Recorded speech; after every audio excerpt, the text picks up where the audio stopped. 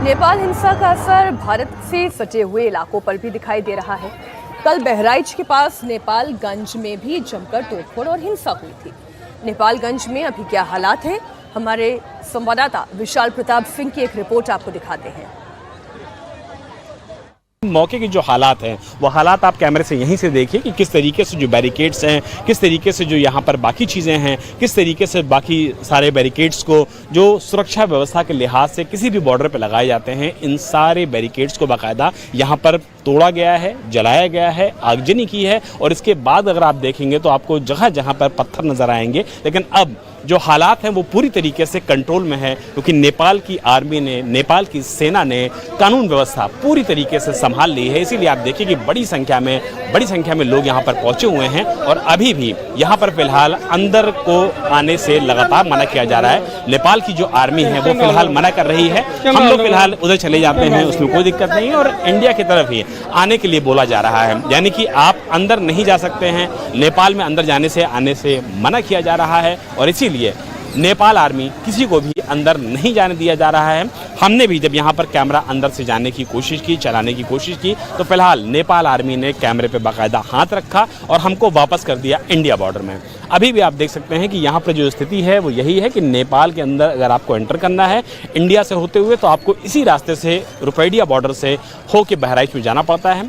उत्तर प्रदेश सरकार की अगर बात किया जाए तो उत्तर प्रदेश सरकार ने नेपाल बॉर्डर से सटे हुए सभी जिलों को, जिसमें बहराइच आता है, श्रावस्ती आता है, सिद्धार्थनगर आता है, बलरामपुर आता है, लखीमपुर आता है, इन सारे डिस्ट्रिक्ट्स में जो सुरक्षा व्यवस्था है उसको चाक चौबंद किया है।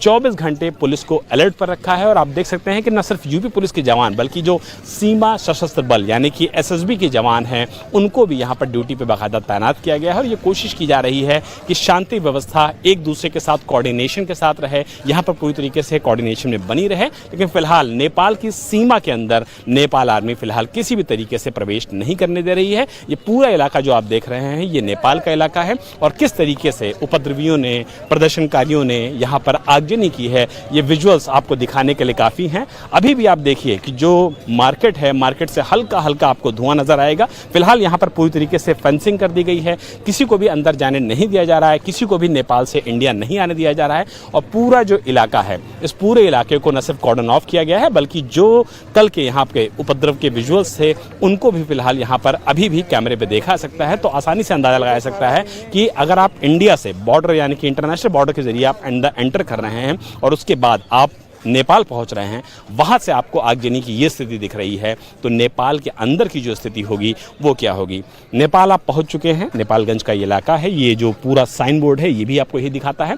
लेकिन अभी फिलहाल नेपाल आर्मी किसी को भी अंदर जाने नहीं दे रही है, किसी को भी अंदर जाने की इजाज़त नहीं है। और इसी वजह से न सिर्फ यूपी सरकार बल्कि इंटरनेशनल लेवल पे भी देखा जाए तो सभी के साथ यही स्थिति है कि नेपाल में आर्मी पूरी तरीके से सड़कों पर उतर आई है। और कल जिस तरीके से आगजनी हुई है उसको देखते हुए फिलहाल आर्मी सड़कों पर है और पूरी तरीके से सुरक्षा व्यवस्था चाक चौबंद की गई है।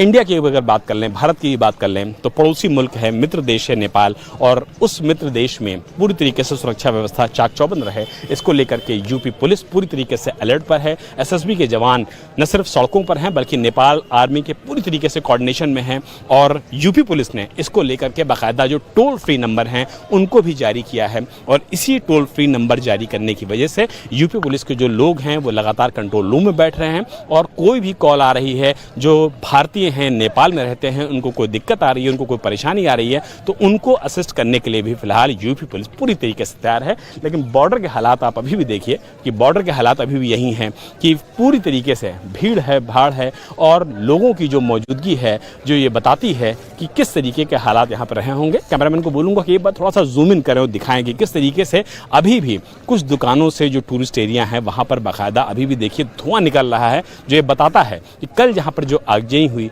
जो प्रदर्शनकारियों ने उत्पात मचाया, जिस तरीके से यहाँ पर बाकायदा तोड़फोड़ की गई, बैरिकेड्स को गिराए गए, दुकानों में आग लगाई गई, मेडिकल सेंटर में आग लगाई गई, नेपालगंज की स्थिति अभी भी बता रही है, सुलगता हुआ धुआं अभी भी बता रहा है कि नेपालगंज के यानी कि नेपाल के कल के हालात क्या थे। आज हालात फिलहाल नॉर्मल नजर आ रहे हैं, लेकिन नेपाल आर्मी फिलहाल किसी को भी इंडिया से नेपाल जाने की परमिशन नहीं दे रही है और न ही किसी से नेपाल से इंडिया आने की परमिशन मिल रही है। उधर बिहार और नेपाल बॉर्डर पर भी हाई अलर्ट है। बिहार से नेपाल की तरफ भारतीय लोगों के जाने पर रोक लगा दी गई है। नेपाल से बिहार लौट रहे लोगों की गाड़ियों की तलाशी ली जा रही है। नेपाल से सटे हुए बिहार के रक्सौल बॉर्डर पर भी अभी हालात क्या हैं, ये देखिए संवाददाता नीतीश चंद्र की रिपोर्ट में। नेपाल में जिस तरह के हालात हैं उसको देखते हुए बिहार नेपाल बॉर्डर पर भी चौकसी काफ़ी बढ़ा दी गई है। नेपाल की तरफ से इंडिया की तरफ लोगों के आने जाने पर रोक है और इंडिया से नेपाल की तरफ जो लोग जाना चाहते हैं उनको भी रोका जा रहा है। यहाँ देखिए एक लड़की कोशिश कर रही है उस तरफ जाने की, यानी नेपाल की तरफ जाने की, लेकिन जाने नहीं दिया गया।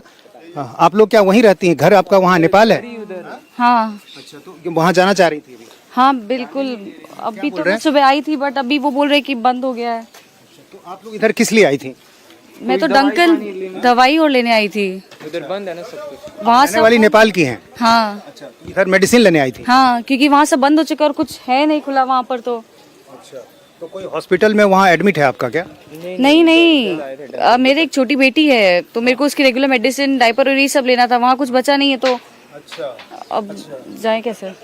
तो अब क्या करेंगे आगे? अभी इधर यहीं स्टे करना होगा आपको? पता नहीं। 1-2 घंटे के लिए तो बोला है उन्होंने। आप लोगों को कहाँ जाना है? सर नेपाल जाना है। ट्रेन था। आप रहने वाले कहाँ के? नेपाल के। इधर किस लिए आए थे? सर जा रहे थे, हम दिल्ली जा रहे थे, डॉक्टर को चेकअप कराने जा रहे थे। अब ट्रेन छूट गया, अब रिटर्न आ गए। ट्रेन छूट गया, रिटर्न आ गए। नेपाली पुलिस को बोल के आए थे, साधन स्कूटी सब उधर ही लगा के आए हैं, जाने नहीं दे रहे। तो ये स्थिति है, लोगों को जाने नहीं दिया जा रहा है क्योंकि जो नेपाल के हालात हैं बहुत ही ख़राब हैं और इसलिए जो बॉर्डर इलाका है वहाँ पर आप देखिए काफ़ी संख्या में जो ये जवान हैं यहाँ पर तैनात हैं और ये बिल्कुल सख्त निर्देश दे दिया गया है कि किसी को भी बॉर्डर के आर पार जाने की इजाज़त नहीं होगी।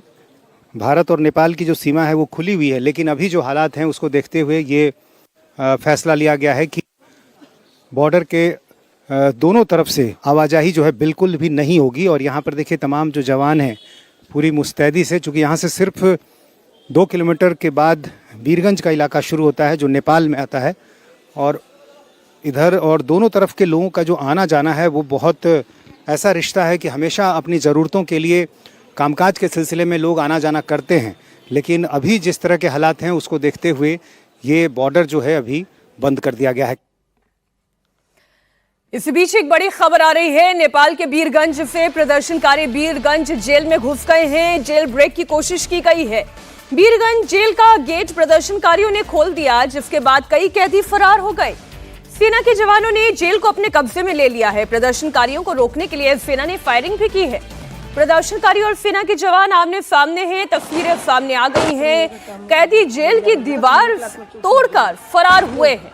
जेल की दीवार तोड़ते हुए तस्वीरें कैमरे में कैद भी हुई हैं। आप ये देखें, एक बड़ा हिस्सा इस जेल का तोड़ा गया। तोड़ते हुए तस्वीरें भी कैमरे में कैद हुई हैं। और केवल बीरगंज की ही बात नहीं है, दूसरी जेलों से भी कैदियों को भगाया जा रहा है। महोत्तरी जेल से 576 कैदी भाग गए हैं। पोखरा जेल से 900 कैदी फरार हैं। बीरगंज जेल का भी गेट प्रदर्शनकारियों ने खोल दिया, जिसके बाद यहां से भी कई कैदी भाग खड़े हुए।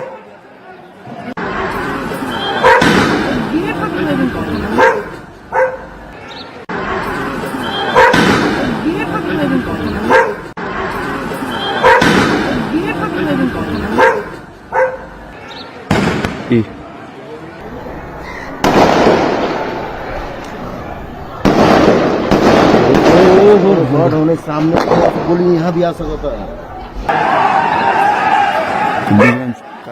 तस्वीरें इस वक्त आपके सामने हैं। हमारे दो सहयोगी इस वक्त विशाल सिंह नेपालगंज से जुड़े हुए हैं और साथ ही नीतीश चंद्र बीरगंज से हमारे साथ जुड़े हुए हैं। ये तस्वीरें हम जो देख रहे हैं ये वाकई में परेशान करने वाली किसी भी देश के लिए उस लिहाज से हो सकती है जब जेल को तोड़कर मुजरिमों को वहां से फरार करने की कोशिश की जाए। तो इसमें केवल युवा नहीं शामिल हो सकते, इसमें बहुत सारे अराजक तत्व भी हो सकते हैं। नीतीश, जी हाँ, बिल्कुल। बीरगंज जेल को भी आज सुबह तोड़ने की कोशिश की गई, जेल ब्रेक की कोशिश की गई है। और दरअसल कल जिस तरह से ललितपुर में जो पूर्व डिप्टी पीएम रह चुके हैं रवि लमीना पाछे, वो जब जेल से बाहर आए उनको रिहा करवा लिया गया।